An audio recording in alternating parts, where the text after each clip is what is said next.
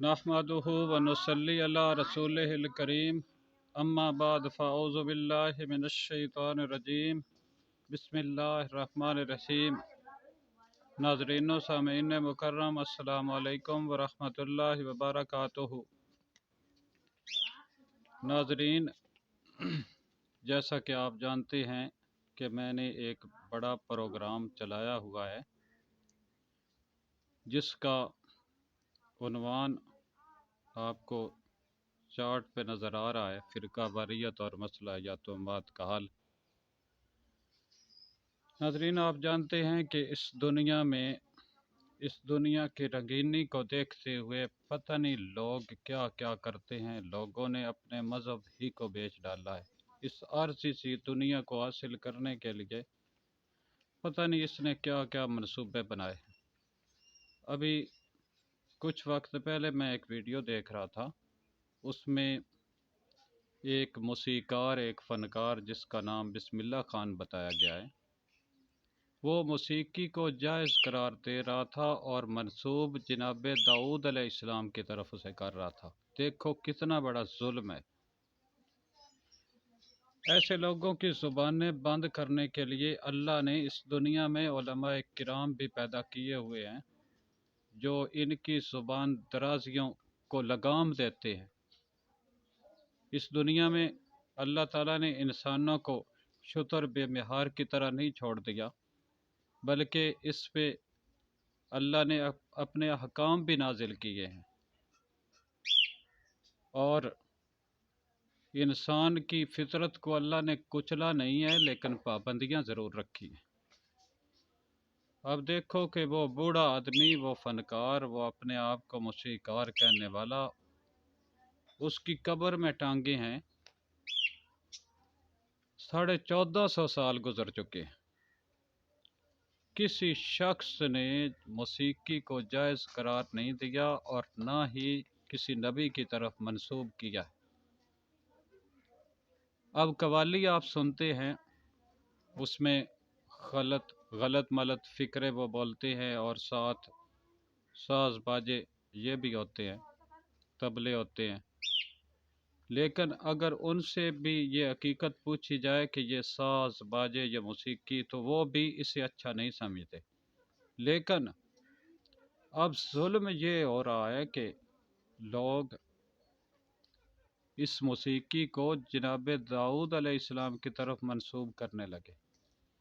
और फिर एक और बात, अब ये भी एक जवाब पेश करते हैं कि मौसीकी जो है ये जायज़ है। किस तरह जायज़ है? वो जवाब ये पेश करते हैं कि जब नबी करीम सल्लल्लाहु अलैहि वसल्लम मक्का से हिजरत करके मदीना तशरीफ़ ले गए तो वहाँ बच्चियों ने दफ बजाए।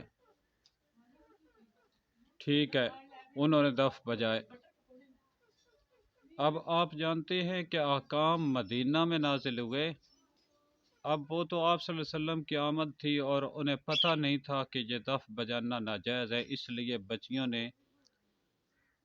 ये दफ बजाए और गीत गाए कि उन पर 14वीं का चांद तलू हुआ है, ताला अला बदरिन, उन पर 14वीं का चांद तलू हुआ है।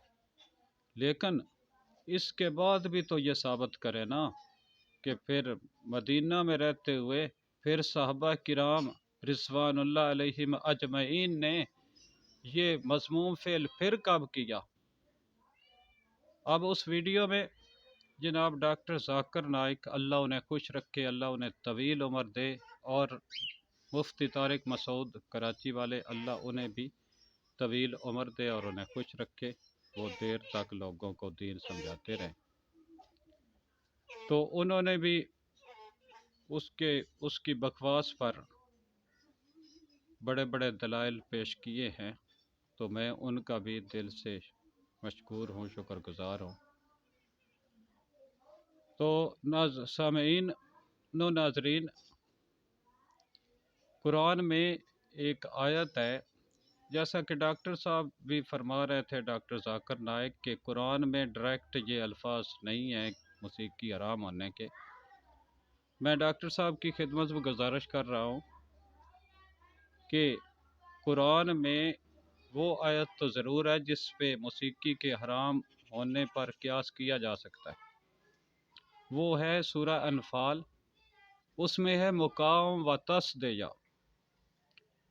کہ کافروں کا طواف خانہ کعبے کے گرد یہ تھا کہ وہ سیٹیاں اور تالیاں بجاتے تھے، اس کے سوا کچھ نہیں تھا، اور وہ ننگا طواف کرتے تھے، ننگے ہو کر۔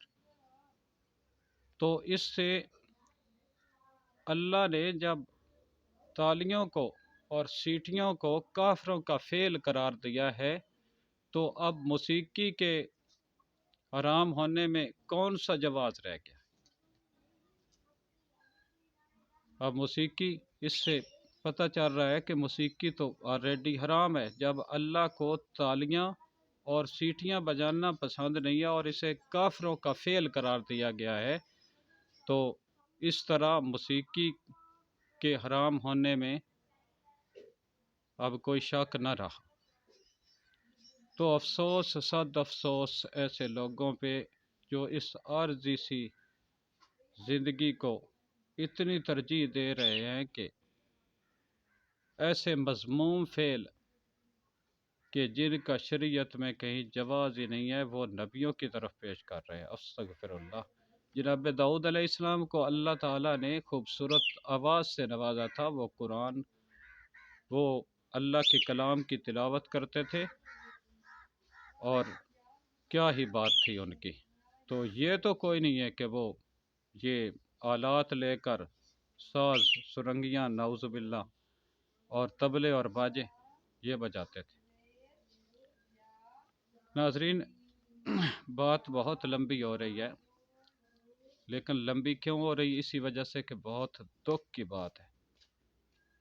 اپنے اس دکھ کے اظہار کے لیے میں آپ کی خدمت میں ایک نظم عرض کروں گا، جبکہ میرا عنوان تو اور تھا، ابھی وہ عنوان چل رہا ہے، لیکن درمیان میں اچانک یہ بات آ گئی کہ ایک بوڑھا فنکار جس کی ٹانگیں بھی ابھی قبر میں لٹکی ہوئی ہیں، تو وہ موسیقی کو جناب داؤد علیہ السلام کی طرف منسوب کر رہا تھا۔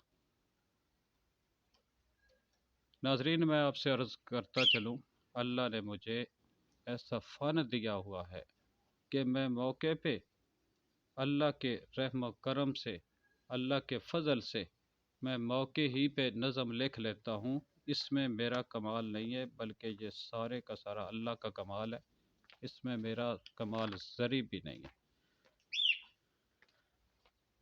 تو اس کے لیے میں عرض کر رہا ہوں ایک نظم، چھوٹی سی نظم موسیقی، جیسا کہ چارٹ پہ لکھا ہوا آپ کو نظر آ رہا ہے، حرام ہے موسیقی، موسیقی حرام ہے۔ تو اس کے لیے میں عرض کر رہا ہوں، آپ توجہ فرمائیں۔ بے حیائی کا پہلا سبب ہے موسیقی۔ یہ نظم جو ہے یہ طنزیہ انداز میں ہے، آپ نے سمجھنے کی کوشش کرنی ہے۔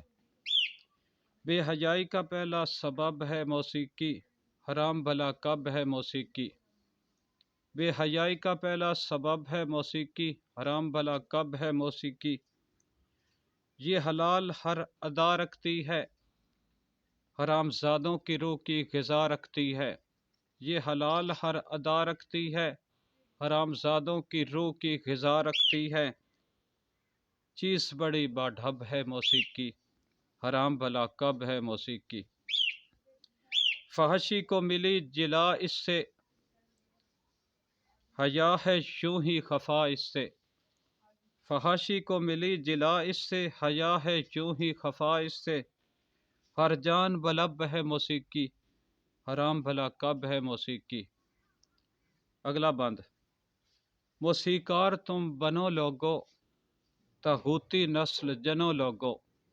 موسیقار تم بنو لوگو، طاغوتی نسل جنو لوگو۔ شیطان کی اپنی طلب ہے موسیقی، حرام بھلا کب ہے موسیقی۔ اگلا بند۔ عذابوں کو دعوت دے لو تم بھی، ہارمونیاں اور طبلے لے لو تم بھی۔ عذابوں کو دعوت دے لو تم بھی، ہارمونیاں اور طبلے لے لو تم بھی۔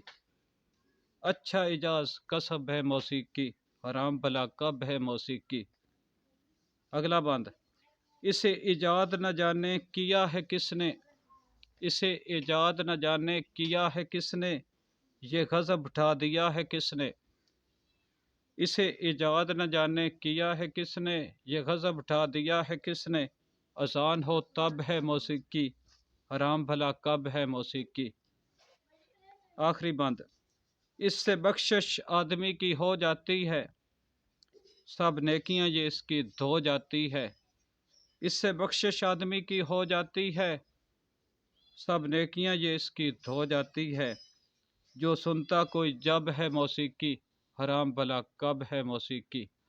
وما علینا الا البلاغ المبین۔ اللہ میرا اور آپ کا حامی و ناصر ہے۔